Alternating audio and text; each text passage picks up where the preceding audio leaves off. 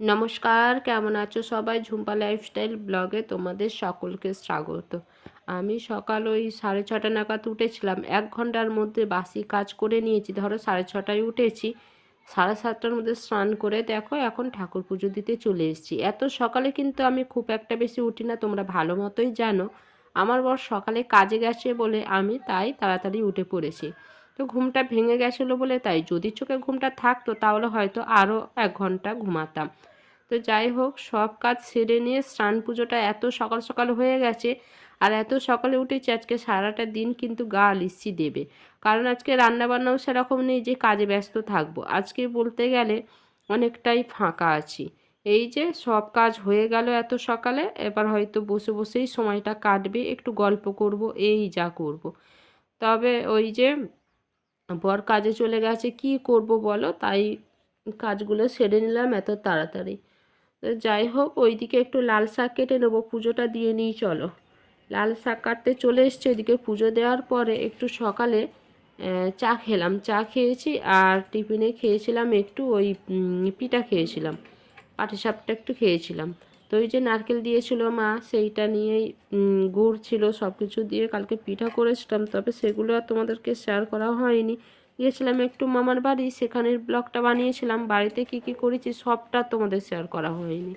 ওই মাঝের মধ্যে একটু গ্যাপ চলে যায়। শাকটা কেটে নিলাম, শাকটা এত ভালো ছিল না, শাকের মধ্যে কোনো নোংরা ছিল না। তো যাই হোক, এখন ওই শাক ভাজা আর গতকালের যে মাংস একটু ছিল, সেই মাংসটা নয় একদম কষা কষা মতো করেছিলাম, তো তাই একটু আলু দিয়ে দিলাম। মাংসটা একটু অল্প আছে, ওই 4 পিস আলু দিয়ে দিয়েছি। ভাতের মধ্যে আলুটা আমি সিদ্ধ দিয়ে দিয়েছিলাম, এখন ভালো করে ভেজে নিয়ে আর ওই মাংসটা ওর মধ্যেই দিয়ে, আর আজকে কোনো মশলা দিইনি, ওই ওই মাংস কষাটা ওর মধ্যে দিয়ে একটু পাতলা করে ঝোল করছি।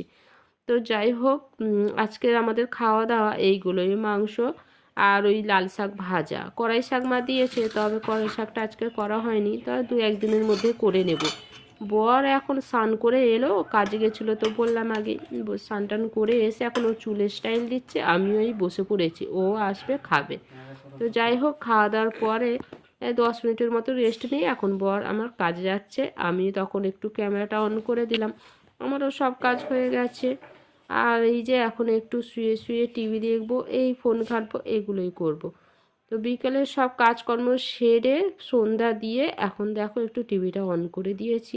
এইদিকে চা বসিয়েছি, ওই যে চায়ের মধ্যে নয় দুধ চিনি সব একসাথে দিয়ে একদম বসিয়ে দিয়েছি, হোক ওইভাবেই ফুটুক। তো আমার বর গেছিলো একটু বেল্লারির আশ্রমে, নদীতে স্নান করতে গিয়ে, চলো তার ব্লগটা তোমাদের দেখাই। এটা একটা বেল্লরির মন্দির। এই যে আপনাদের দেখাচ্ছি, বেলারিতে বলে একটা জায়গা আছে, তো মন্দিরটা এখন সব বন্ধ।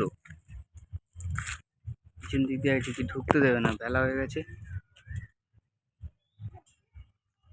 এইটা হচ্ছে এটা হোস্টেল, এটা হোস্টেল আছে। তো ওই দিকটা পিকনিক হচ্ছে আবার।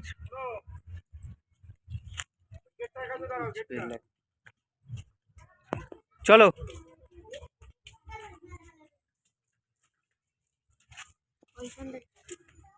এই যে কটা দিয়ে খোলে, ওই সময় চুজি, এটা শুনছো না, এটা সময় শুনছো না।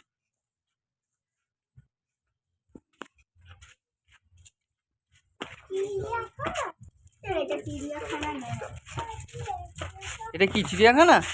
হ্যাঁ,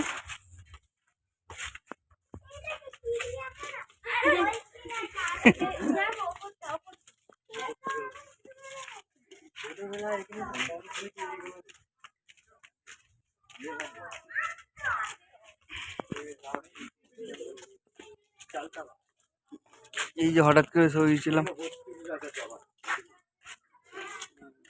হঠাৎ করে হলো চলো বেলারি যাই, বেলারি। আর এইটা হচ্ছে আপনার স্কুলটা।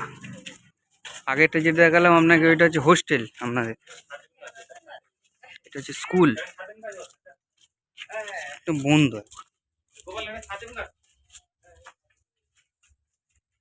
মাঠটা।